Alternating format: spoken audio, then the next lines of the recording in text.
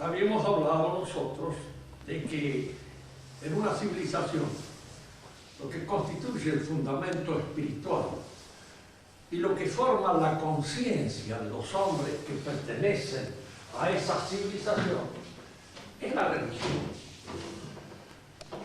Todo el desarrollo posterior de la civilización está de alguna manera contenido, implícito, en las verdades reveladas por la fe, que son sustraídas de su marco sobrenatural, de su contenido auténticamente religioso e interpretadas de una manera naturalista, de una manera laica, profana.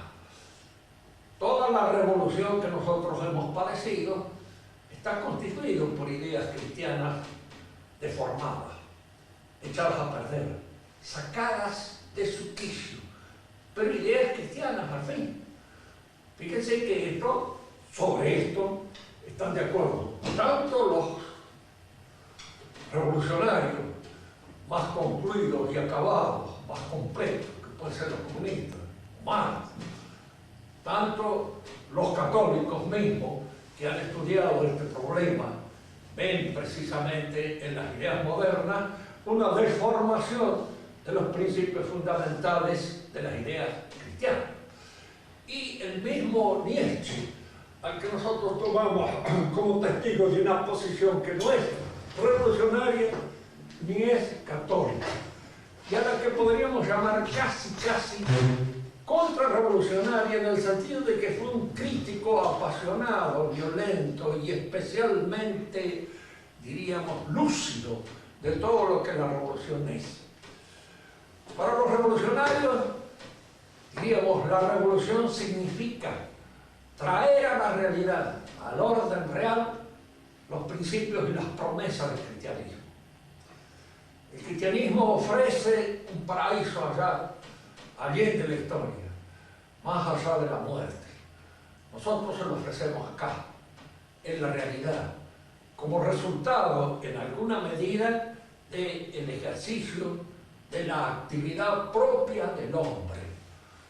Este es el contenido de la revolución. Reconocen que el cristianismo ha hecho estas promesas de una sociedad hecha por hombres en los cuales ya no va a haber mío ni tuyo, ni va a haber en alguna medida contradicciones fundamentales.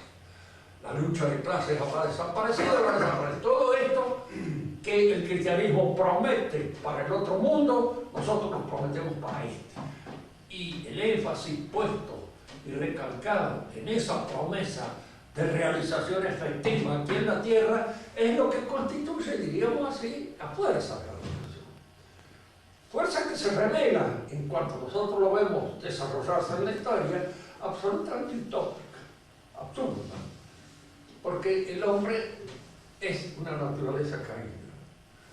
Diríamos así, entre nosotros, un desgraciado sin vergüenza, que siempre de alguna manera dará cuenta y razón de esta desvergüenza fundamental de su manera de actuar. Nietzsche también lo vio así, tanto que le echó culpa al cristianismo de ser el cristianismo el abuelo abusivo de todas las ideas revolucionarias, democráticas y socialistas.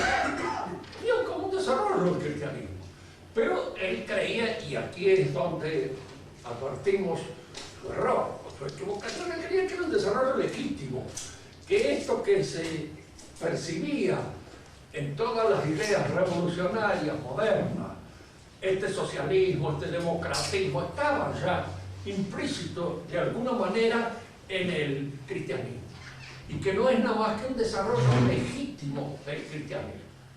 Fíjense, estas son las tres posiciones que hay. Para el católico, que piensa y que más o menos conoce y sabe, el mundo moderno es un desarrollo de las ideas cristianas vuelto locas, enloquecidas, arrancadas de sus quicios sobrenaturales y puestas en un quicio que no es el de ellas. Para los revolucionarios, todo el movimiento revolucionario actual es el cumplimiento efectivo, real, aquí en la tierra, de las promesas ilusorias del cristianismo. Pero ellos vienen a traer precisamente el reino de Dios acá. Muchos de estos pensadores lo dicen con las tales palabras, reino de Dios. Kant habla del reino de Dios y del reino de Dios obtenido por una sociedad de las naciones, de las cuales es en alguna medida el profeta autorizado y legítimo. Y para Nietzsche, el cristianismo es el abuelo abusivo de todo esto. Esto sale del cristianismo, pero él cree que sale como legítima consecuencia. Porque, dirá él, el cristianismo predicó la igualdad de los hombres. Nunca hay tal cosa. Y si nosotros vamos a examinar el pensamiento más autorizado dentro del mundo cristiano, el pensamiento de Santo Tomás. Y Santo Tomás no habla en absoluto de igualdad, porque esto se apoya muchas veces en esas palabras que dice San Pablo. Para el reino de Dios lo mismo es ser mujer que hombre, ser judío que pagano, ser viejo que joven, o ser emperador que mendigo. Y esto sí lo dice. Para el reino de Dios, todas las situaciones en las cuales el hombre se encuentra están abiertas para ese reino, son efectivas. Pero eso no significa, primero, ni ignorar que esas desigualdades existen, efectivamente. Cuando se habla, o habla San Pablo, de que el hombre y la mujer están abiertos a un destino ulterior y superior, abiertos a la posibilidad del reino, no quiere decir que el hombre y la mujer son iguales. El hombre y la mujer son distintos. Y esta distinción está claramente señalada en toda la, diríamos, la enseñanza de San Pablo. Y Santo Tomás añade todavía esto: ni en el reino de Dios somos iguales. Y entonces señala el por qué. Porque el bien espiritual, que es Dios, es participado por cada uno de nosotros en el reino de Dios, pero esta participación la hace cada uno de nosotros con la ecuación propia que es de cada uno de nosotros. Tomemos un ejemplo que nos permita entender mejor esta noción, enseñada por Santo Tomás en la Suma. Podemos asistir a un concierto todos nosotros. El concierto es el mismo para todos nosotros, único. Pero nuestra participación en el concierto depende de nuestras condiciones personales, de nuestro conocimiento de la música, de nuestra sensibilidad, de todo aquello que cada uno de nosotros es. Cada uno de nosotros sale contento de su participación del concierto, porque es un bien espiritual que todos recibimos. Yo no sé los conocimientos que puede tener este señor de la música, y si participa o goza más que yo, pues yo gozo mi parte. Yo satisfago mi ecuación, que es la mía, que puede ser muy pobre, y evidentemente, además de sordo, no soy precisamente un buen músico, de manera tal de que mi participación en un concierto debe ser bastante pobre en este sentido. Dios en este sentido es un bien espiritual, y un bien espiritual tiene esa participación por cada uno de los que participa. El bien que se ofrece es el mismo para todos, pero mi manera de participar de ese bien es distinta, de manera que el cristianismo nunca enseñó la igualdad, ni acá ni en el otro mundo. Si la participación que puede tener Santo Tomás en el cielo, no creo que yo la logre tener de una manera, no puede ser la misma de él que la mía. Y no hablo de la Virgen Santísima, porque allí nosotros nos encontramos frente a una figura que rompe el cuadro de las posibilidades puramente naturales que nosotros tenemos. De manera que esto de la igualdad no lo enseñó jamás el cristianismo. ¿Por qué? Porque es una estupidez, simplemente. Es el traslado de una noción matemática al orden óptico. No hay dos cosas iguales. La igualdad se da en los números, se da en las figuras geométricas, pero no se da en la realidad concreta, actual, determinante, contrario.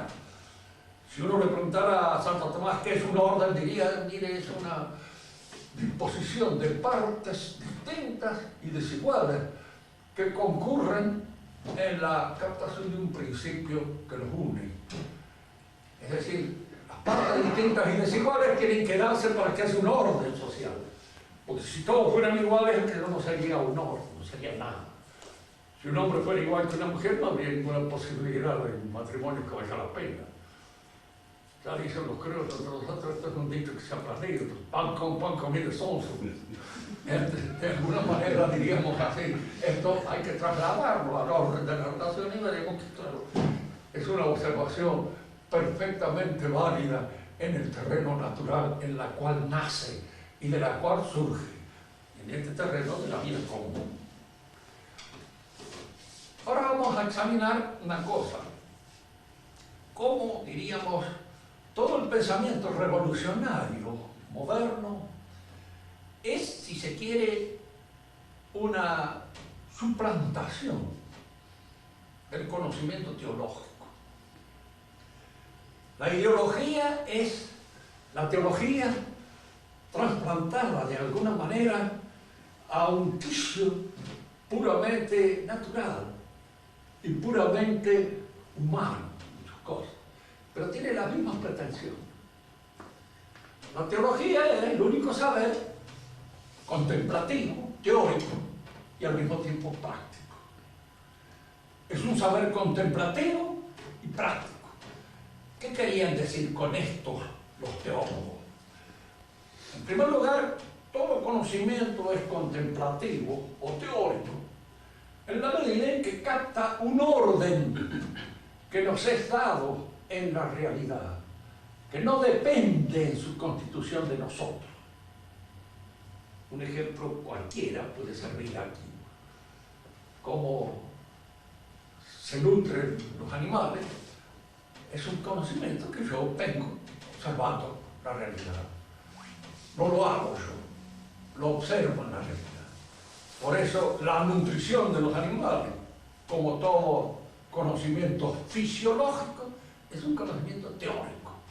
Esto es teoría. ¿Qué se opone a este conocimiento? El conocimiento práctico. El orden que yo realizo en mis actos libres para alcanzar un objetivo, un propósito. Quiero estudiar, y al proponerme estudiar tengo indudablemente que organizar mi vida de modo tal de que logre mi objetivo. Para eso tengo que vencer todos aquellos inconvenientes que surgen de mi naturaleza caída, la pereza, temor, el deseo de hacer cualquier otra cosa, de distraerme, de seguir el impulso de la gana.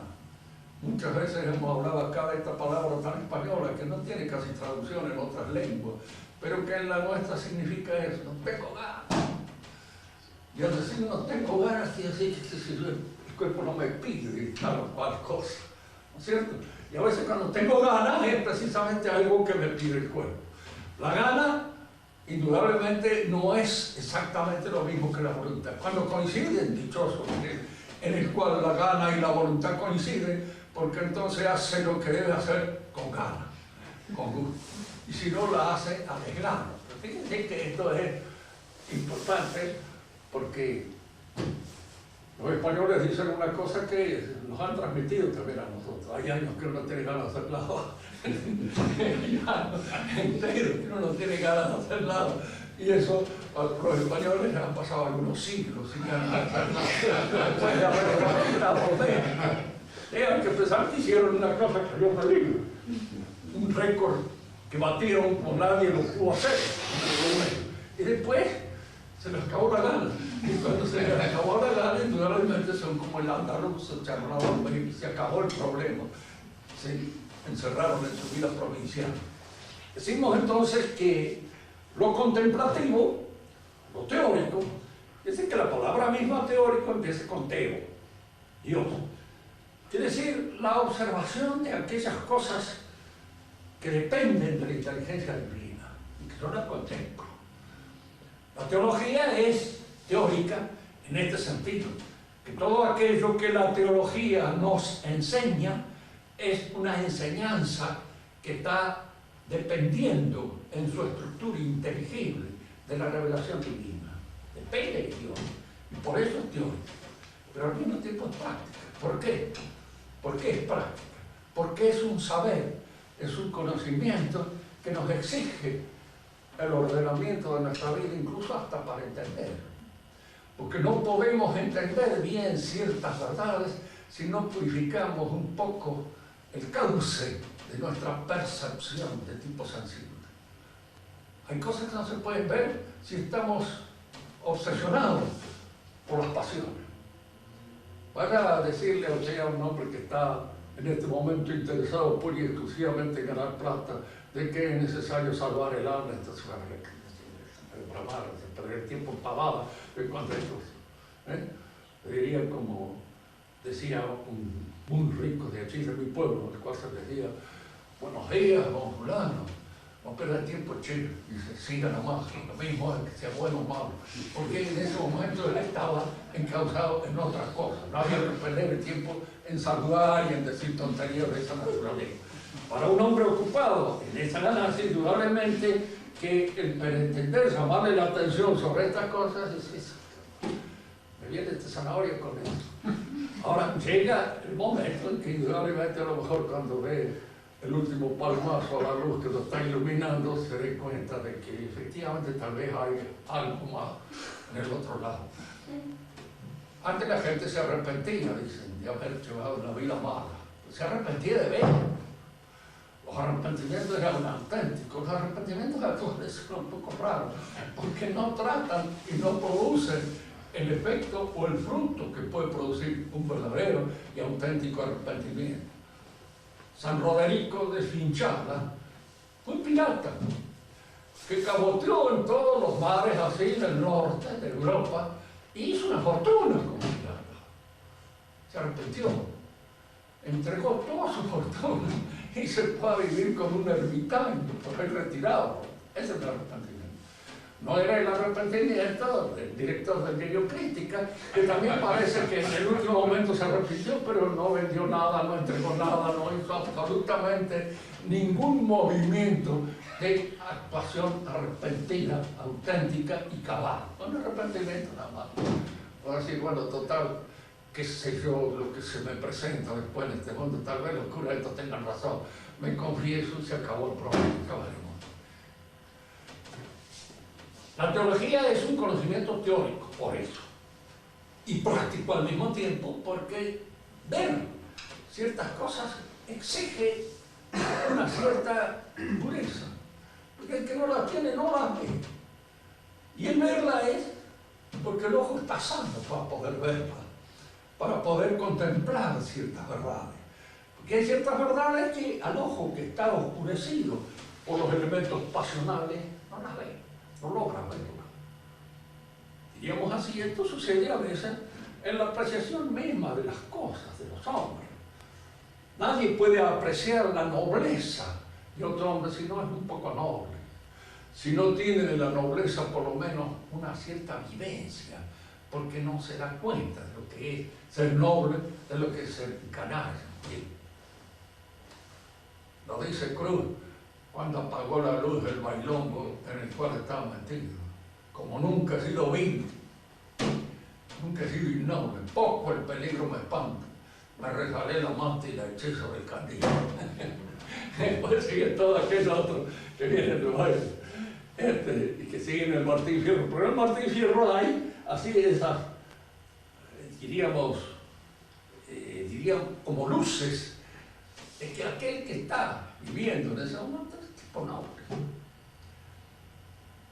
Yo en alguna oportunidad escribí un pequeño ensayito sobre esto, diciendo que tanto Cruz como Martín Fierro tenían que ser herederos de algunos de esos soldados que combatieron en las guerras de la independencia, que combatieron en las guerras civiles nuestras, y a los cuales les dieron campo en la provincia de Buenos Aires, se fueron a instalar allá, muchos de ellos con un campo que no tenían dueño de ningún género, porque Martín Fierro dice que él era dueño de una tropilla y que era dueño de un montón de vacas y que tenía un ranchito, y que él todo eso se lo tragó posteriormente en la justicia cuando él fue a parar a la frontera, con consecuencia de una persecución que recibió. Pero se ve que era un hombre de buen origen, porque tenía un sentido, una cierta altivez en su manera de comportarse, un cierto sentimiento del honor que aparece en él, a pesar de sus ofuscaciones, a pesar de todos sus tropiezos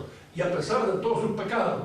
Mata a un pobre negro en un lugar así donde lo desafía por poco. le ofende a la mujer, le ofende a él y después todavía lo mata. Bueno, en la segunda muerte que tiene no es tan mala porque se mete con un bravucón de ahí en el pueblo y bueno, a ese le hizo mostrar el cebo de un revés con el bastón, pero este fue una pelea, si se quiere, mató bien, como dicen los criollos, mató bien. Y después la pelea ya con la policía, el indicio de que había que ir a podrirse en un calabozo o defenderse como se podía. Se va a los infieles y cuando está entre los infieles es cuando él descubre que es cristiano. Ya más o menos lo sabía, pero así lo descubre. Y lo descubre de una manera efectiva, no solamente que es cristiano, descubre que es un caballero. Cuando de alguna manera este indio está apareando a la mujer y él sale en defensa de ella. Y se juega la vida en un momento bastante difícil, porque entre nuestros héroes criollones hay una diferencia muy grande con los norteamericanos. Los héroes del Far West son todos los tipos que tienen una velocidad tremenda para el revólver y tiran 2 segundos antes que cualquier otro.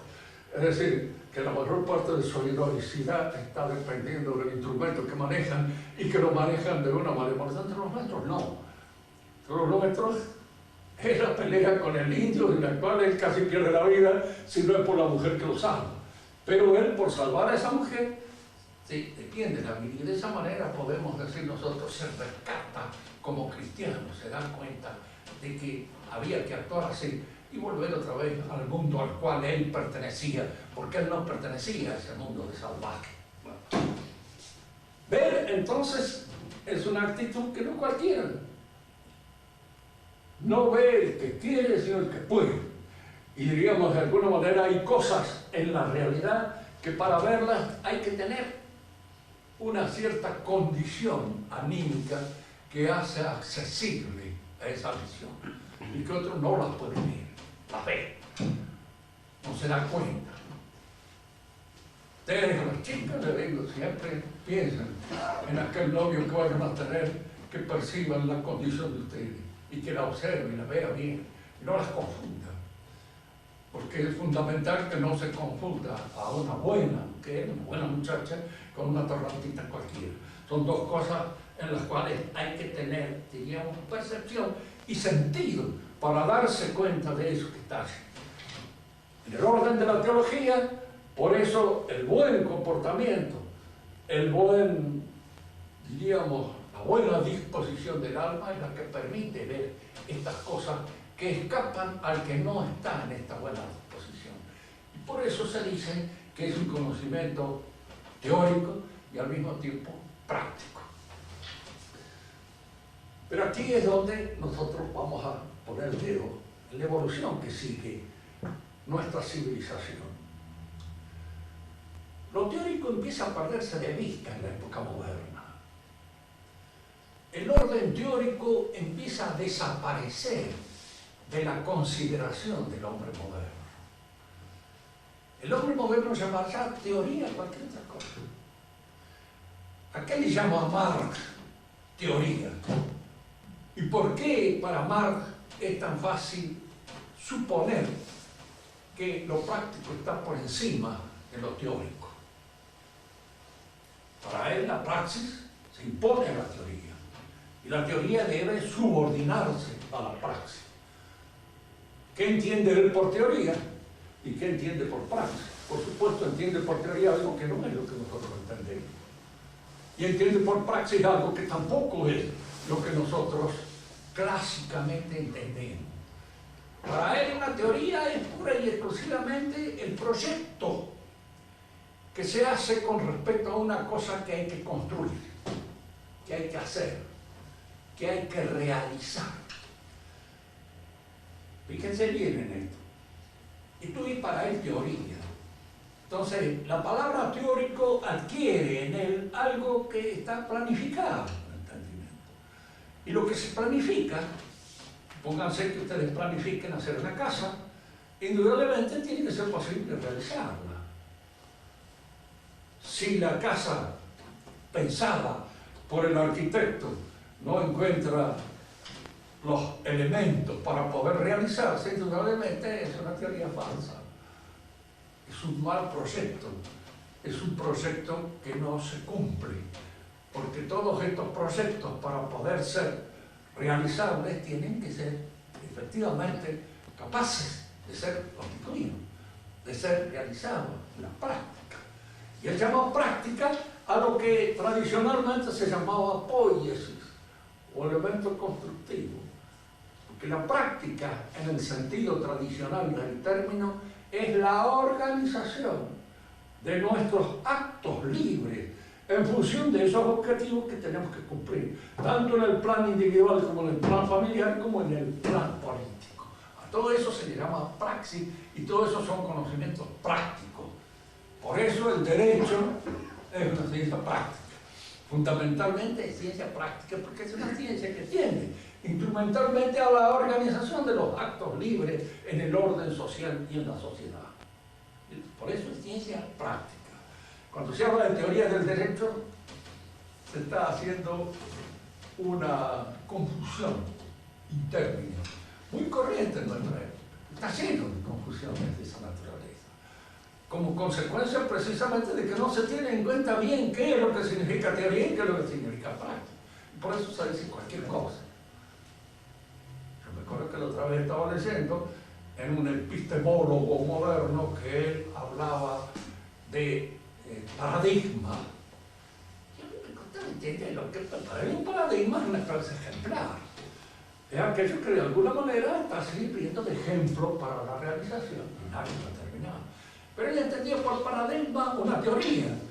Y después había que preocuparse, ¿qué entendía por teoría este tío? Y entendía por teoría precisamente no lo que se entiende clásicamente por teoría, sino entendía por teoría la interpretación de una serie de fenómenos que de alguna manera se ajustaban a una interpretación que yo creaba. Y entonces yo inventaba la teoría. Y si yo invento una teoría, no es teoría, es una invención mía. Es poiesis, es la fabricación de un ente. Hablaba, por ejemplo, la ciencia que ha servido, diríamos así, de matriz a todo el pensamiento moderno en la física matemática.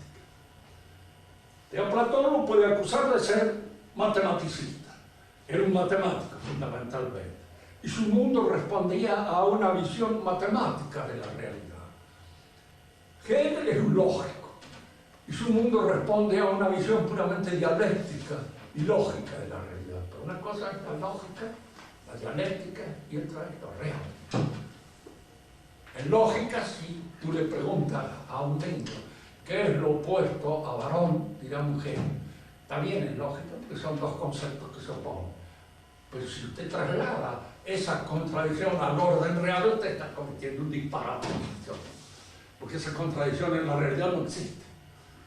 ¿Qué es lo contrario de la madre, el hijo? Son dos nociones, ¿sí? Distintas. La madre, ser hijo. Pero de ahí no puede sacar usted que esa contradicción lógica se dé en la realidad concreta, en el orden óntico, porque está en el orden puramente lógico. Yo no puedo pensar en un ser perfecto, totalmente perfecto, sin pensar que existe. Esa es la demostración de la existencia de Dios que hace Descartes, fundada en una demostración de la existencia de Dios que hacía San Anselmo. Eso es lógico. No puedo pensar en un ser perfecto sin pensar que existe. Entonces de ahí que ese ser perfecto existe, efectivamente. Fuera de mi pensamiento hay un abismo. Es decir, es una demostración puramente lógica, inútil, que no demuestra nada. Entonces todo ese argumento ontológico es falso. En razón precisamente de estas transposiciones de un orden a otro, de un nivel a otro. Del orden de la matemática no se puede deducir nada para el orden real, y del orden de la lógica tampoco, porque la lógica tiene su propia ordenabilidad distinta a la que tiene la realidad concreta a la cual yo me refiero. Lo que nos interesa es que el pensamiento moderno pierde de vista lo teórico. No hay teoría. ¿Por qué? Les voy a decir que una frase de Jean-Paul Sartre. Dice Jean-Paul Sartre una cosa que es perfectamente cierta y lógica. No hay naturaleza humana Porque si hubiera naturaleza, hay que admitir que hay un Dios que la piensa. ¿Parece cierto? Y ahí concluye, como hay Dios, y en cierto modo esto parece que lo ha demostrado de una manera definitiva, absoluta y total, no hay naturaleza. Y en esto es consecuente y claramente, diríamos, lógico en su pensamiento. Es lo que tiene de bueno Jean Paul Sartre. Siempre muchas veces le decía a los muchachos que eran alumnos y que estaban entusiasmados con Jean Paul Sartre, no me están leyendo hasta el final. Es una invitación al vómito, y si logran vomitar, todo eso les va a hacer muy bien, porque de esa manera van a quedar con el estómago descargado. Pero hay que vomitar todo. Que es cierto, serán las conclusiones hasta la última. Si no hay naturaleza, ¿qué es el hombre? No podemos decir, es lo que él quiere hacer, lo que él pretende realizar, es su proyecto. Fíjense que acá está todo lo que es su proyecto, eso es mi proyecto, este hombre es su proyecto. Yo no le podría preguntar, pero dígame, Jean Paul, ¿no ha pensado usted alguna vez en su vida si ese proyecto que usted tiene para realizar en la vida es inteligible? Porque si ese proyecto es inteligible y transmisible y enseñable a los otros, es inteligente. Y entonces en el proyecto aparece la inteligencia. No lo va a conducir usted mediante una fuerza a la cual le llama voluntad. Porque si usted admite que en el proyecto hay inteligencia y hay voluntad, usted está admitiendo la naturaleza humana metida en el proyecto, esa naturaleza que usted negaba paladinamente. Que para poder negarla, tiene que ser su proyecto un caos. Una cosa tan absoluta y absurdamente individual que no le entiende a nadie. Ni nadie sepa lo que es, ni siquiera puede decir que es un proyecto. Porque si dice que es un proyecto, está utilizando un concepto que es común a todos los demás y que de alguna manera es comprendido por todos los demás. Una definitiva liquidación de este pensamiento está en un trabajo que escribió Niño de Anquín, que se llama De Relicti Sumus in Mundo. Estamos tirados en el mundo, para indicar cuál era la actitud de estos pensadores, donde lo demueve totalmente con un razonamiento implacable que va siguiendo paso a paso el absurdo de esta manera de pensar. Al perder de vista lo teórico, el mundo moderno empieza a exacerbar, no lo práctico, porque utiliza a veces el término práctico, pero lo utiliza mal. Lo utiliza más bien como poético. ¿Qué era lo poético? Todo aquello que el hombre construye o produce para beneficio de su comodidad, de su instalación en el mundo, de la mayor o menor belleza de esa instalación. Todo lo que en nosotros es atuendo, arreglo, casa, comodidades, etc., todo eso pertenece a la poiesis. Y es la poiesis la actividad que produce efectivamente todos esos artefactos, todos esos elementos técnicos que ayudan a la instalación del hombre en la tierra.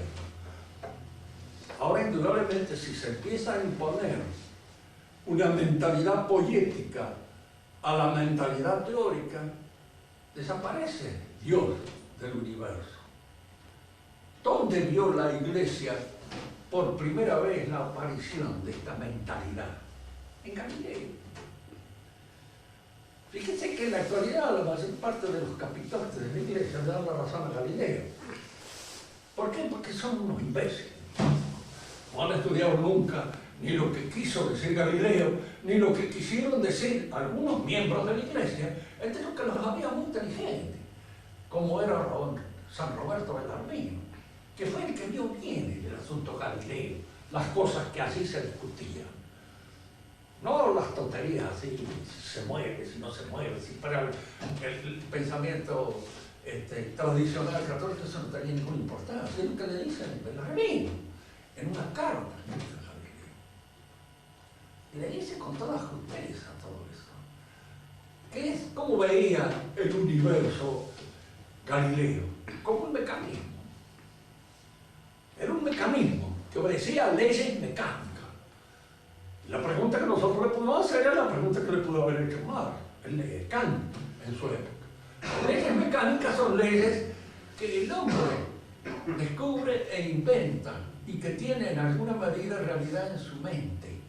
Si el universo es un mecanismo y está regido por leyes de carácter matemático que puedan ser matemáticamente conocidas, el universo es algo que está realizado por la mente del hombre. De esto va a sacar la conclusión perfecta Kant, apoyado precisamente en la idea del universo que presentó en ese momento Newton. Para Kant, Newton es el descubridor del verdadero sentido del universo. El universo de Newton es un mecanismo perfecto. Y piensen ustedes que en un mecanismo perfecto, la intervención providencial de Dios no tiene nada que hacer. ¿Por qué? ¿Y por qué es destruir el mecanismo? Es echarle a perder el mecanismo. Póngase que, muchas veces por cierto ejemplo, que un reloj haga milagro, o que un auto haga milagro, y que por ejemplo que lo va conduciendo, por ahí se encuentra un piloto ha determinado hacer otra cosa y se dirige a otra parte, por su cuenta. Entonces, indudablemente, el mecanismo es un desastre, como consecuencia de esa intervención en las leyes mecánicas de una voluntad ajena a la mecánica. El milagro es un desastre. Y todo aquello que en alguna medida supone la intervención de Dios en la realidad de este mecanismo es desastrosa y es contraria a la actividad del mecanismo. Galileo llegaba a esta conclusión que es típicamente de la gnosis moderna. Conocer el mecanismo, conocerlo en toda su extensión, es tener la ciencia perfecta, acabada y completa, que hace innecesaria la revelación. Él esto no lo dijo, porque primero un italiano vivo, que de ninguna manera se hubiera jugado la vida así en la Inquisición, a pesar de lo que dice el diario Los Andes, que lo quemaron. Nunca lo quemaron ni lo condenaron a él de ninguna manera. Murió de viejo en su casa. Y le condenaron algunas tesis de él. Y las tesis sobre todo aquellas en las que se percibía una noción del universo que hacía un poco obvia la idea de que el universo está sostenido por la voluntad de inteligencia divina. Si el universo es como un poema sostenido por la inteligencia y la voluntad de Dios, es lógico que el que escribe un poema o el que lo está recitando puede introducir una aclaración dentro de él, a los efectos de que sea mejor entendido el poema que está diciendo. Por eso el milagro de ninguna manera contradice la posibilidad, diríamos, de la argumentación poemática, pero sí contradice un mecanismo.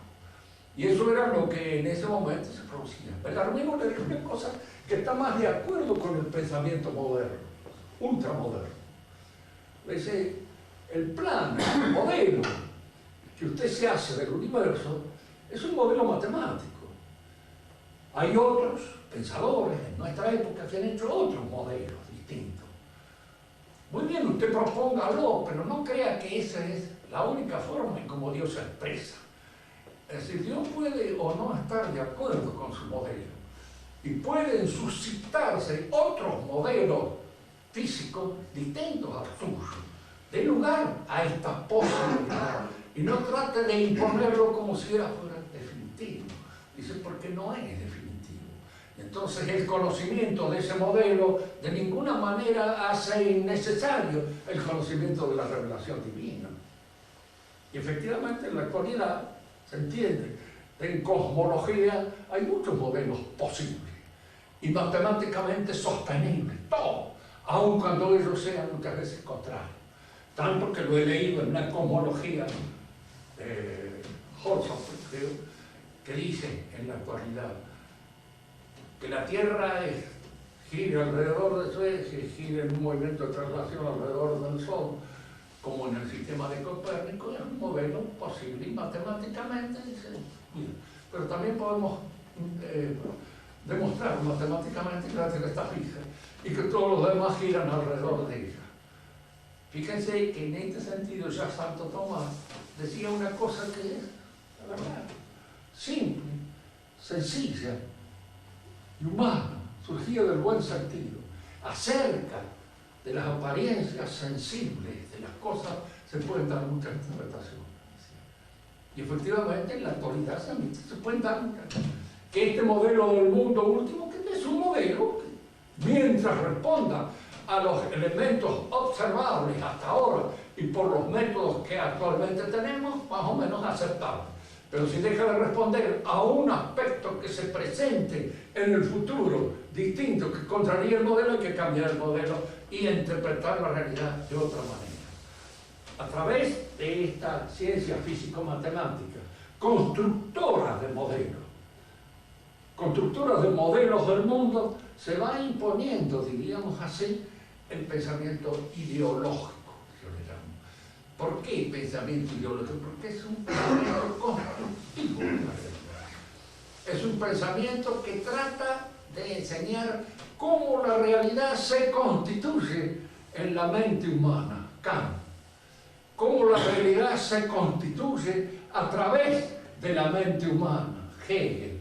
Pero es siempre un mundo que está construido de conformidad con las instancias poéticas, constructivas, artísticas, demiúrgicas del hombre. Y esta forma de pensar, ¿dónde adquiere su última realización? Aquello que diríamos así, corona todo el esfuerzo del pensamiento moderno, en Marx, en Carlos Marx. Porque Carlos Marx es heredero de todo esto. Y es el que en alguna medida, al heredar todo esto, hace, diríamos, la última conclusión lógica. Hasta este momento, los hombres que han pensado el mundo lo han construido teóricamente en su cerebro. Ahora el mundo tenemos que hacerlo. Y en esto constituye la revolución. Entonces, la filosofía no solamente ya deja de ser teórica, sino que se convierte de hecho en praxis política. Es decir, en actividad política.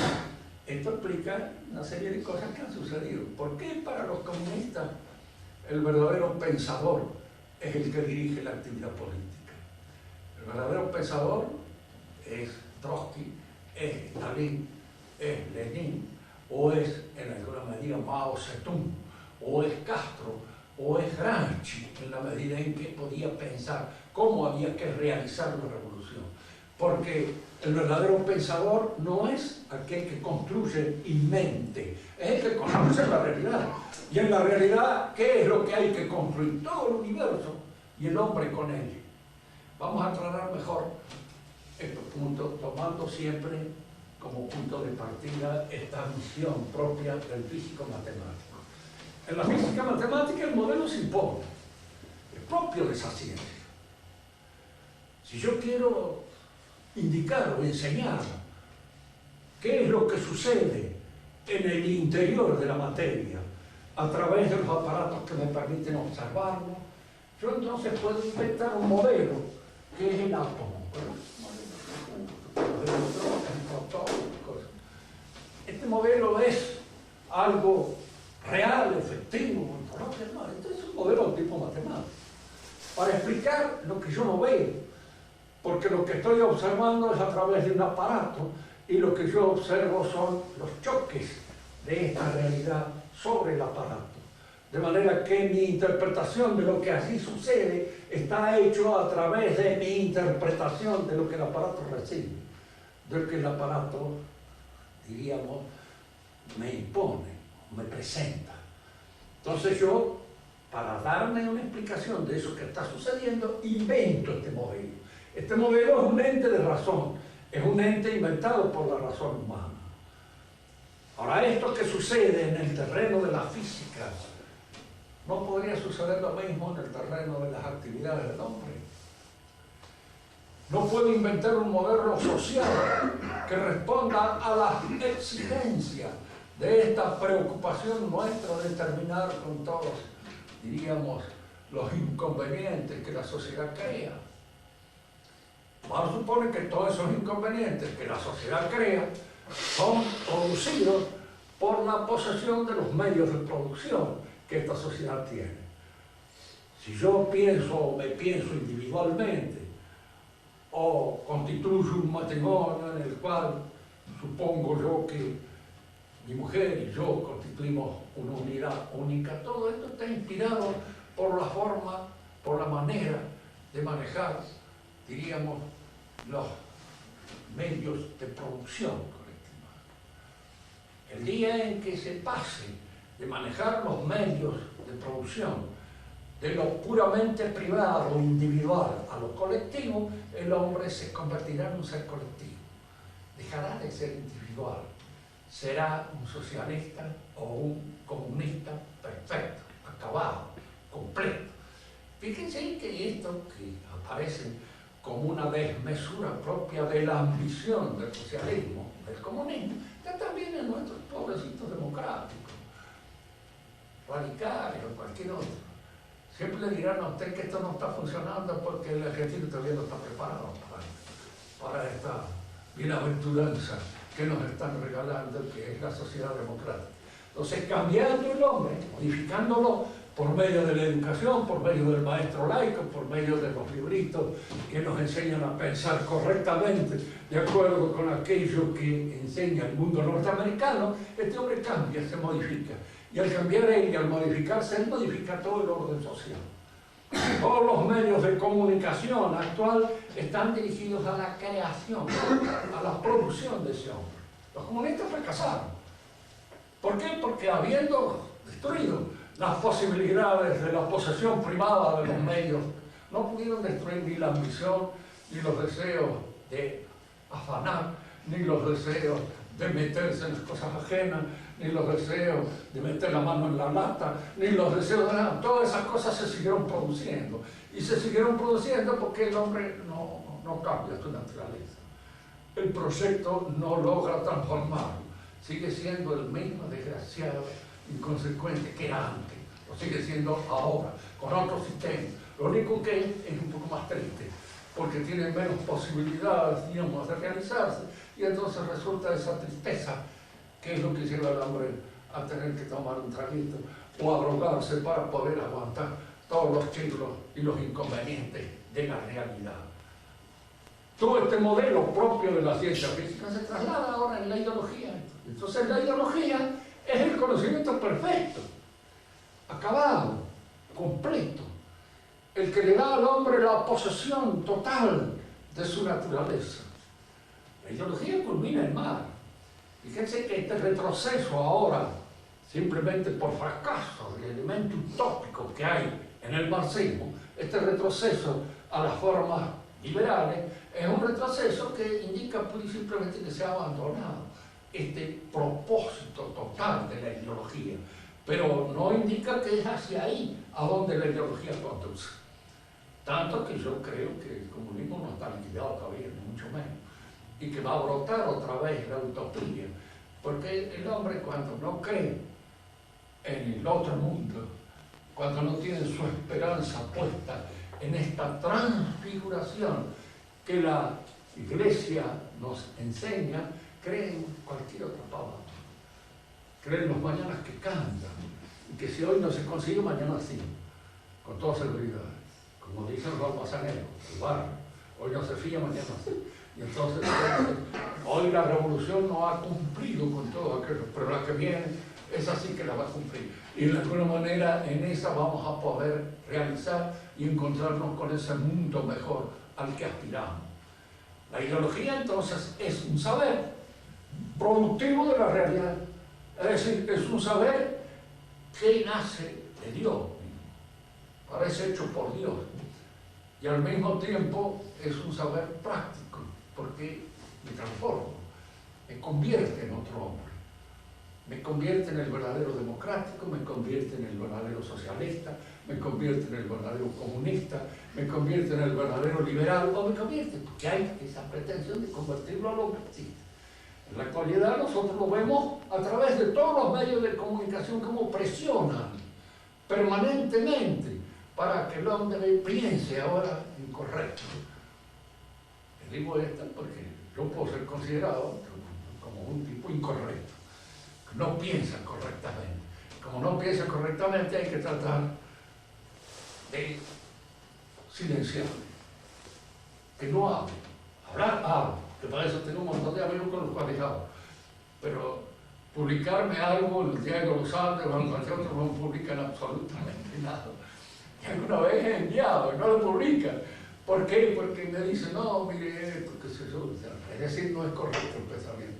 No estoy en la línea de la corrección, de eso que los franceses llaman la pensée imbécile, es decir, el pensamiento idiota, que es el pensamiento que de alguna manera surge impuesto por los medios de la comunicación. La ideología lo hará a usted libre, le dará la libertad total. El saber sin falla es la gnosis, es el conocimiento total, es ese, el que la ideología provee. Hoy el que no es liberal está perdido. Y lo dicen los mismos liberales, por ejemplo, no, pero está en una cosa completamente errónea, está lejos. Y note que usted le diga a un mire, es que yo no soy político, yo soy un profesor. Y el profesor debe decir lo que piensa y debe enseñar la verdad. De manera tal que yo no pretendo acomodarme a esta o a la otra situación con el objeto de conseguir una posición aquí o allá. No, a mí no me interesa, me ha interesado siempre la verdad, me ha interesado por ella. Ahora he podido vivir siéndola. No muy bien, pero más o menos. Y yo tirado, yo he sacado el esqueleto a flote. Pero no sé lo que pasará mañana.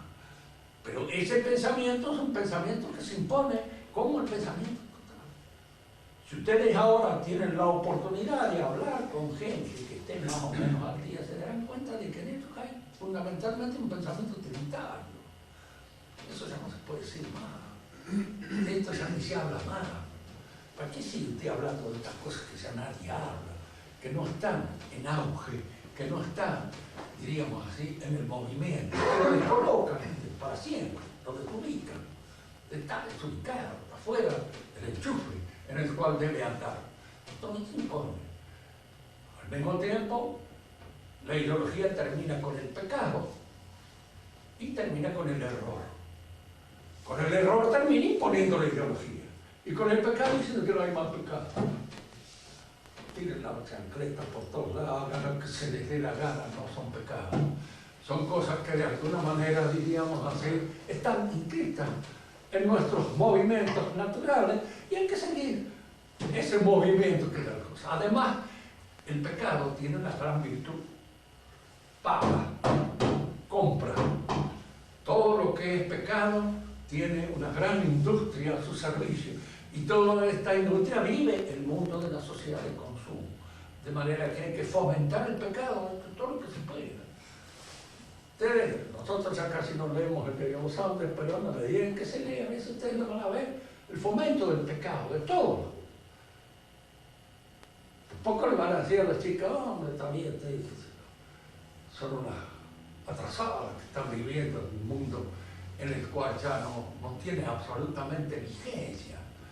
Más, los pecados contra la natura también son animados, son casi, digamos así, atentados, porque en el pensamiento de la gnosis, el andrógino es el hombre primordial. Uno dirá, ¿qué es lo que quiero decir con eso? Que el hombre primero no era mujer ni hombre, eran las dos cosas al mismo tiempo. Sí, es el andrógino. Entonces, mujer y hombre surgieron de este hombre como consecuencia de ciertas influencias culturales que hicieron que se distinguieran los sexos. Pero el volver a la plenitud primera es hacerse precisamente un homosexual. ¿Por qué? Porque ese es el retorno. Y son pensamientos que van surgiendo de las cabezas precisamente invertidas, de todos esos seres que piensan contra la naturaleza, que piensan contra lo real, que piensan de una manera atravesada, enredada. Y los que sobresalen en esa forma de pensar son precisamente los maricas. Tienen una especial predisposición para realizar ese tipo de pensamiento. Desaparecido, ya no hay más pecado, ustedes pueden hacer lo que quieran. Y ese mundo de hacer cada uno lo que quiera y de darle a cada uno las posibilidades de su libertad, de una libertad casi omnímoda, que no choque con la policía, aunque el mundo moderno ya no sabe qué hacer con la policía, pues no sabe para qué sirve. En algún momento suponen de que es para mantener el orden, pero como eso es incorrecto. La idea de orden es una idea que ha desaparecido de la mente de la gente. ¿No? La policía siempre es un grano en el trasero que les ha salido a la mayor parte de la gente que actualmente piensa. No saben qué hacer con eso. Lo tienen que aguantar porque hay que cuidar la cartera, pero al mismo tiempo no saben por qué los tienen que aguantar. Los arman, pero no pueden usar las armas. Los tienen aquí, pero entonces ¿para qué diablos las armas? Uno le da una pistola, pues la usa en un momento determinado. Es cierto que hay que tener una preparación para poder usarla bien, pero eso es lo que decía Don Oscar Cortés, el termómetro religioso. Es decir, si usted, esta gente ya no es más religiosa, ya no tiene idea de lo que es cometer una arbitrariedad, indudablemente la va a cometer en un momento determinado. Y este es a lo que hemos llegado en el conflicto de nuestra civilización.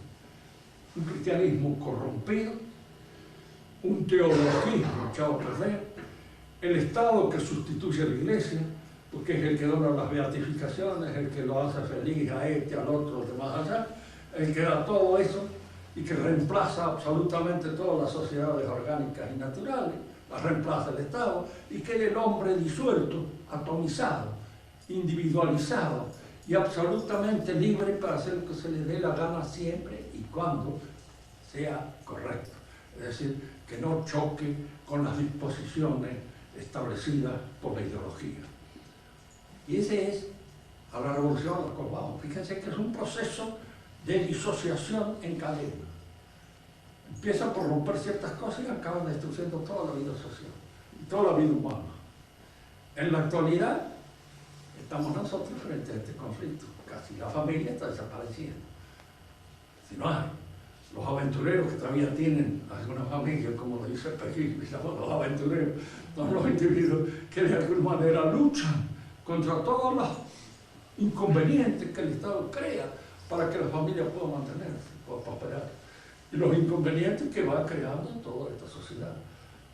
Si el hombre y la mujer son iguales, ¿por qué el pobrecita tiene que cargar con ese chico 9 meses en el vientre? Es indudable que esto es una desventaja tremenda. Y la mujer empieza a hacérselo sentir como si fuera efectivamente una servidumbre indigna de una persona libre, que no sea esclava. No le digo si esa mujer es vigilante, porque con un chico de 7 meses en el vientre para correr a un bandido va a tener algunas dificultades y algunos inconvenientes. Pero todo eso se va creando con el objeto. Se destruye la feminidad, se destruye la masculinidad y se destruye el matrimonio, que es la unión del hombre y la mujer, de lo femenino y lo masculino, que parecen así. Todo esto se va deshaciendo, lo van deshaciendo a ojos vistas, porque aparece claramente, incluso a veces hasta en lo que podríamos llamar los currículos de enseñanza que se hacen en las escuelas secundarias. Entonces ahí aparece todo esto. Indudablemente podemos contentarnos escuchando a Charly García o algún otro payaso de la colección de los que había sido. Nada más. Y con esto yo les decía que terminamos por ahora, pero en todo caso podríamos empezar cuando mejore el tiempo con alguna otra cosa.